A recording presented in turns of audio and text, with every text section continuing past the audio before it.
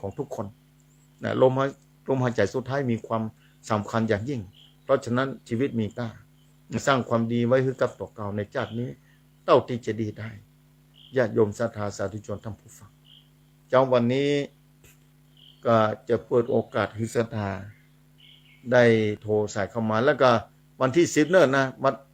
วัดพุทธศิษย์งานกฐินหนองพาเขาก็วันที่9นะวัดม่อนห้วยเจ้าก็วันที่27นะเดือนนี้นะ27เดือนนี้นะวัดปะตังเจริญนี่หลวงอาจารย์ท่านพระครูอภิวัฒนวิกรมรองเจ้าคณะอำเภอดอยหล่อนี่น่าจะเป็นวันที่9เหมือนกันนะได้ทำวันนั้นนะดูเหมือนเป็นวันที่9เหมือนกันกับวันที่10ก็จะนิมนต์ท่านเจ้าเดินทางขึ้นมาที่วัดพุทธศิคีท่านพระครูสถิตสารคุณท่านพระครูกัลยาณประโมทวัดม่อนห้วยแก้วนะนิมนต์ไว้สาท่านเจ้าไว้ละรายชื่อท่านเจ้ามีละนะนิมนต์ครูบาอาจารย์ไล่ตนในองค์ได้เดินทางมาที่วัดพุทธศิคีมาเป็นเนื้อนาบุญฮือศรัทธาได้ไหว้ได้สาเป็นสงฆ์พิธีฮือศรัทธาที่ได้มาร่วมทำบุญสุนทานในวันที่10เดือนพฤศจิกายนนะพระธาตุเจดีย์ก็รอฝนบ่แห้งสะเตื้อว่าจะตาสีก็ยังบ่ได้ตาเด้อศรัทธาวันนั้นโทรถามมาตาสีได้น้อยเดียวยกยอดชาเจดีย์ที่หลังมาฝนตกมาตลอดเวลาก็รอให้ออกแรงออกข่ายจะตาทรงตาสีท่านจะปล่อยหลวงเมื่อใดใจเย็นๆบอกโยมเรื่องปล่อยหลวงใจเย็นๆก่อนเน้อเนี่ยได้ปล่อยแน่ๆได้ตมาก็ดีใจแล้วได้เอายอดชาขึ้นบนยอดเจดีย์ก็โล่งใจสบายใจม่วนใจศรัทธาผู้คนก็ม่วนใจตั้งแต่คนบ่หินศิลาแรงกันมาคนละเล็กคนละน้อยหอมกันมาบาท2 บาท10 เซาขึ้นไปจนถึงเป็นป้านเป็นนี่ก็ต้องขออนุโมทนาอย่างยิ่งนะศรัทธาวันเตื้ออาตมาบ่ได้ลงเฟซบ่ได้ประกาศรายชื่อศรัทธาเป็นห่วงนะรายการธรรมะท่านอาตมาประกาศกู้คนก็ต้องเมตตาอนุญาตหรือก็หันใจอาตมา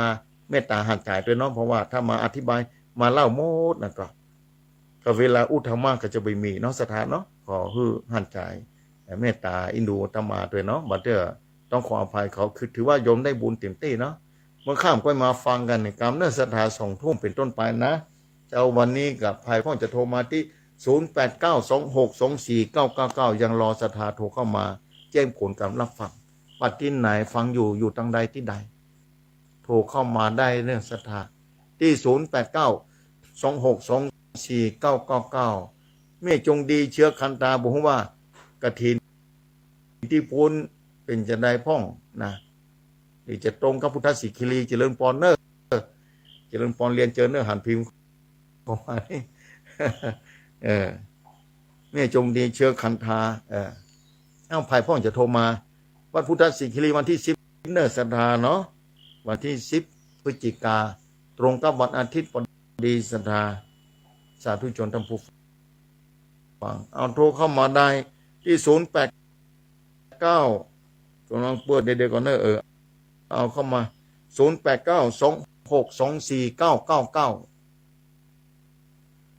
0892624999โทรเข้ามาได้ที่รายการนี้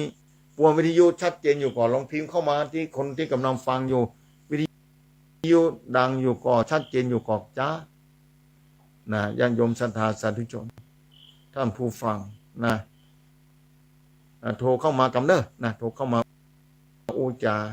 หรือว่าวิทยุดับไปการกับโมโหนะศรัทธาอินเทอร์เน็ตอาจจะขาดเกินการกับบอกหูศรัทธาโทรเข้ามาแจ้งผลการรับฟังกำหนึ่งว่าที่ไหนพ่องฟังอยู่กะสถานีวิทยุดังอยู่ก่อนหรือว่าฟังบานเฟซบุ๊กอย่างเดียวกับบอกหูนะพอ6 โมงปุ๊บจะมากับเข้าละ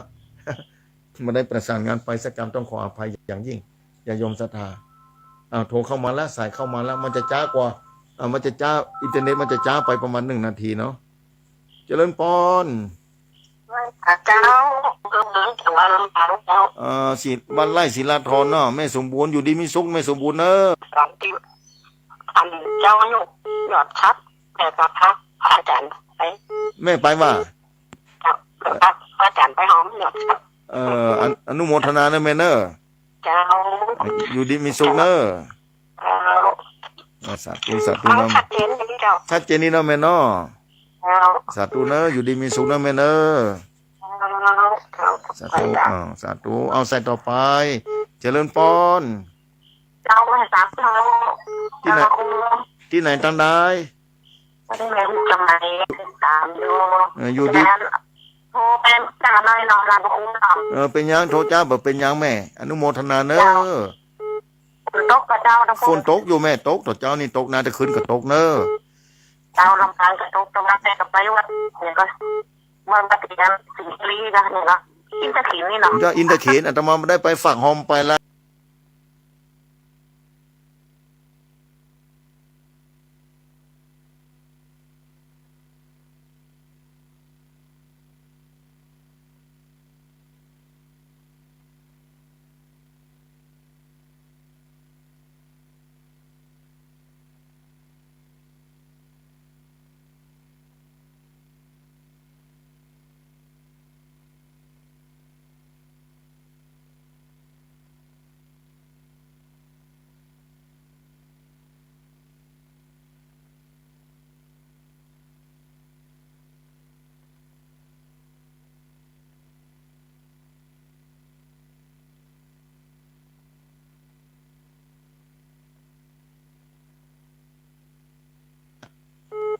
เจ้าไม่ได้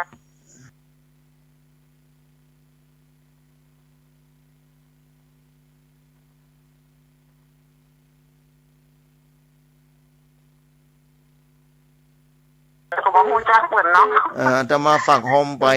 ฝากธรรมครูกระยาไปปูนะอยู่ดีมีสุขนะแม่เนอะ เราไม่จ่ายเจ้า สาธุสาธุ คืนไปรอฟังอยู่เจ้า เมื่อคืนเนอะเมื่อคืนปากันแฮมเชื่อมต่อเข้ามาได้ละอ่า เจ้าแม่น้องเด้อ แม่น้อมอำเวียงหนองร่องกะแม่ เจ้า อยู่ดีมีสุขเนอะ เจ้าฝนตกกับเจ้า ฝนตกอยู่แม่ตกแต่เจ้าละนะประเด็นหยังละ ไม่ได้กันย้ำเหมือนกันเจ้า บุญรักษานะแม่เนอะ เจ้า อยู่ดีมีสุขนะเอาใส่ต่อไปเจริญปอน แบบแม่สาเจ้าท่านพระอาจารย์แม่สุเกียวศิลปพรสิทธิ์อย่ามาลงหลับปุ่นเนอะ สาธุสา แบบ ธุ เป็นพระอาจารย์ตลอดนะเจ้า อยู่ดีมีสุขบุญรักษานะแม่เนอะ เราชัดเจนดีเด้อ ชัดเจนดีเนอะ ท่พรอาจารย์เจ้า สาธุสาธุ กลับไปสาธุสาธุนะเจ้าเด้อ สาธุเอาใส่ต่อไปเจริญปอน มาสาคุณดา แม่บัวเขียวครับมาเราแม่บัวเขียวโน่นแหละตัวล้อเรามาช่วยเด้อ ไม่เคยคิดอ่ะ มุขจูจูมุขจู อันนั้นคือที่เอาไปที่ที่คุณนายก็อินเทอร์เน็ตนะเนี่ยจะแปลงให้ดีๆนะจะมามุ่งนอนเทียอยู่ดีมีสุขวันที่10เนอะแม่บัวเขียววันที่10เนาะวันที่10เดือนพฤศจิกายนเนอะเนาะ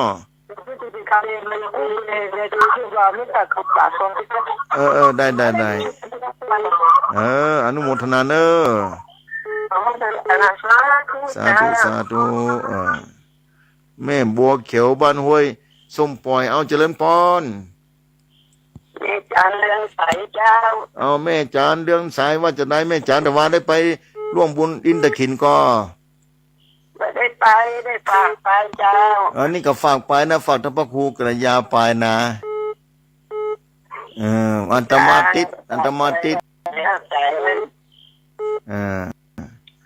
สบายดีนะแม่สบายดีเนาะ ได้ดีลูกเราเนี่ยเอาอยู่เหมือนไปเราก็ได้หันคนสมัยก่อนเที่ยวมาแบบเดียวนั่งหัวเนาะ นั่นก็มีอันนั้นก็ไม่เหย ต่อไปมีเล่นรุ่นเหลนก็จะได้บินได้แล้วกัน ก็หมอหุ่นน่าจะบินได้ก็ ไม่ต้องอะไรก็บินแล้วเนาะ น่ะ เพื่อนลบลากันเนาะอยู่ประเทศต่างประเทศนะไปตรงนั้นตรงนี้ได้หมดนะ นั่นก็อยู่ดีมีสุขนะแม่เนอะบุญรักษานะ ชัดเจนดีเจ้า เจนดีเนาะสาธุเนอะ เจ้า ตุเอาเจริญปอน เจ้าอาจารย์ อยู่ดีมีสุขเจริญปอนเนอะแม่คำปานกะ ไม่ต้องไปเจ้า แม่คำปานบ้านเหล่าสันปิ้งเนาะแม่เนาะ เจ้า ฟังอยู่นะแม่เนาะ ตั้งตลอดนะครับ อยู่ดีมีสุขบุญรักษานะแม่เนอะฟังไปใจเนอะ เ จ้าพระอาจารย์ครับ สาธุสาธุเอาใส่ต่อไปเข้ามาเจริญพร พระอาจารย์เจ้าท่านพระอาจารย์ นะอำเภอลีว่าจะได้ไม่หลง คนตกชื้นกันได้จ้ะ ตกกะ ทั่วเนาะ ตกทั่วนะแม่นี่ก็ตกเหมือนกันนะ อ่า ฝนตกวันนี้ นั่นเองดีเจ้า ชัดเจนดีเนาะ เจ้าเจ้า อยู่ดีมีสมบูรณ์รักษาเนอะ เจ้า สาธุสาธุนี่ลงอำเภอลีเอาใส่ต่อไปเข้ามาเจริญพร เจ้านี่จากอำเภอลีเนอร์แม่ละดาเจริญ โอ้อันนี้แม่ละดาโดนี่แม่ละดาร้านที่อำเภอลีนะคะ มันเป็นร้านอาหารหมู่บ้านมะพร้าวแล้วนะกันเจ้า อยู่ดีมีสุขเนอะแม่ละดาเนอะ มองไปพุทธพระประธานชนชาติ อนุโมทนา ไป เพราะแม่ไปมาได้ มันเป็นอย่างแม่แบบอนุโมทนาเอาแม่เนาะฝากคนมาก็ได้แม่เนาะ กันไว้แสนสาธุสาธุเนอะคืนจะฟังแถม ได้สาธุสาธุเมื่อคืนฟังแถมเอานี่ติ้นไหนตั้งใดมาเอ้าโทรเข้ามาเจริญพรฮัลโหลฮัลโหล ว่าจ่าเจ้า เจริญพรเนอะติ้นไหนตั้งใดกะ โอ้โลอย่าโลแมงนี่กลัว นี่ปากกะยอเนอะปากกะยอกะเรียงปากกะยอจากที่ไหนโอเลปะลอ โอ้โลมสีถ้อยโลมสวยสีถ้อย สีถ้อยไม่สวยแม่ยังมีเนอะ เจ้าในนี่เจ้า ไม่มีเนาะโอชูเคลียวมึงกะมันก็จูละ มึงโคจูแอ แล้วเดิมก็จูเยอะ โอชูเคลียว ขนาดต้องก็ทุกโดนทุกองค์มาทุกรีบา สาธุเนาะ แล้วจะมาใส่ทุกโดนโอ้แม่เจ้า สาธุโอชูเลวคือมา เจ้าสาธุเจ้า สาธุอันนี้พี่น้องปากกะยอป่นบ่แม่นหยังมิ้นอำเภอแม่สวยเจริญพร เจ้าไว้แต่แจ้งกันก็คือแม่บัวลอยบ้านสุดก็ตำบลตะฟอมคือแม่สวยเจ้า นั่นอำเภอ เจ้าฟังตลอดเนอะ ฟังตลอดเนาะแม่เนาะ ตันเพิ่น บ่เป็นหยังแม่ตันแล้วโทรตันแล้ว เจ้าโอ้จะเป็นดีเนอะคนตกอยู่เนอะเดี๋ยวเขาคุยเจ้า คุณตกอยู่ได้ทั้งพูนนา เจ้าตกนักอยู่เจ้า อยู่ดีมีสุขเนอะบุญรักษาเนอะ เจ้าไอ้ตาเจ้า สาธุเอาใส่ต่อไปเจริญพรใส่สุดท้ายแล้วเนอะใส่สุดท้ายเจริญพร